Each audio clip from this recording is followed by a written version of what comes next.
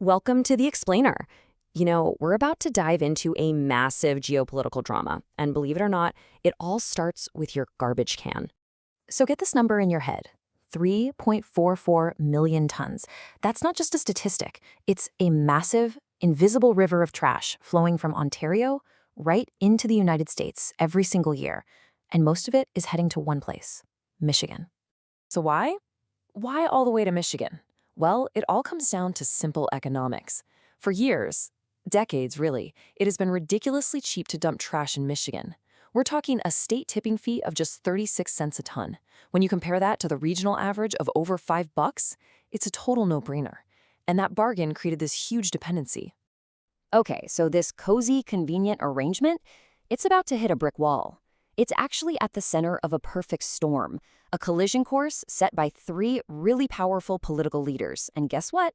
They all want different things. All right, first up, Michigan's Governor Gretchen Whitmer. She's basically had it with her state being the Midwest's dumping ground. And you can see why. Michigan has the most landfill waste per person in the entire country. So she's been pushing hard to jack up those landfill fees, trying to shut down that cheap disposal loophole for good.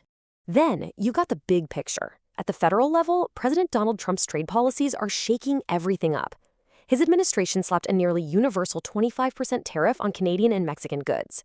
That creates this super volatile environment where literally any cross-border service, even taking out the trash, could be the next target. And all of this, it's creating a massive headache for Ontario's Premier, Doug Ford. You can almost hear the panic in his voice here. He's looking at the situation and thinking, what on earth do we do if the U.S. just says no more? He knows the border could slam shut to his province's garbage at any second, and that would leave Ontario in a world of hurt. And you know what? Premier Ford is right to be worried. This isn't just about politics across the border. While he's watching the U.S., Ontario is facing its own crisis right at home.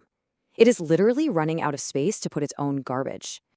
So that brings us to the million-dollar question, right? If those trucks heading to Michigan suddenly stop, how much time does Ontario actually have? Like, what's the real deadline before its landfills are just full? And this chart, wow, it really lays out just how fast that clock is ticking. Right now, business as usual, Ontario's got until about 2037. But if Michigan gets its way and hikes those fees, that timeline shrinks to 2035. And the worst-case scenario, a full-on border closure, we're talking 2034. That's not just a problem. That is a catastrophic infrastructure failure waiting to happen. So, with this threat looming, Ontario is being forced to make a big move. They're scrambling for something called waste sovereignty. Basically, it's a huge pivot away from relying on the U.S., and it's about to completely change the way we think about the economics of trash. A huge piece of this new game plan is a policy called Extended Producer Responsibility, or EPR. The idea is actually pretty simple, but it's a game changer. It makes the companies that create all this stuff, the products, the packaging, financially on the hook for recycling and getting rid of it. The cost shifts from you, the taxpayer, to them, the producer. Now, don't think about your blue bin at home. That's not the main target here. We're talking about the ICI sector. That stands for Industrial, Commercial, and Institutional. Think businesses, factories, hospitals. They generate the vast majority of Ontario's waste, and here's the kicker. It's their unrecycled trash that's filling up all those trucks heading to Michigan. So to get this sector to change its ways, a new tool is on the table. It's got a long name, the Circular Innovation and Recycling Contribution Incentive Levy, but let's just call it the CIRCIL levy. It's basically a $60 per ton fee that gets slapped only on ICI waste that ends up in a landfill instead of being recycled. And here's the genius of how it works. It's called decoupled billing. Imagine you're a business owner. You get your normal bill for trash pickup, but then you get a second separate line item for that $60 a ton levy. And here's the magic trick. You can make that levy disappear. For every single ton of stuff you recycle, you save $60. All of a sudden, recycling isn't just the right thing to do, it's the cheaper thing to do. So this isn't just about avoiding a fee. This whole economic shift is the engine for a much bigger idea, turning this looming garbage crisis into the foundation for a brand new, self-sufficient circular economy. And one of the key technologies making this all possible is biomass conversion. Now, this isn't just about burning trash. We're talking about advanced processes that can take organic stuff, like wood waste, and transform it into super valuable new products. Things like biocarbon, which can actually trap carbon and clean energy.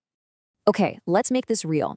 Take the 905 Wood Initiative. A construction company in the Toronto area has a ton of wood waste. Instead of trucking it to a landfill, they separate it. By doing that, boom, they completely avoid that $60 per ton levy. That wood waste now becomes a valuable resource for a biomass facility, which in turn creates new products and can even sell carbon credits. It's a win-win-win. And listen, this isn't just some pie-in-the-sky idea. The Ontario government is putting its money where its mouth is.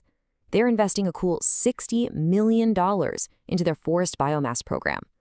The goal is to build the actual infrastructure needed to make this whole self-reliant system a reality. So when you step back and look at the whole picture, you're left with this really wild idea. This whole geopolitical mess over garbage, driven by tariffs, campaign slogans, and a ticking landfill clock, it might just be the unlikely kick in the pants we needed. It could be the very thing that forces us to stop seeing trash as something to get rid of and start seeing it as a resource to build a smarter, more sustainable future.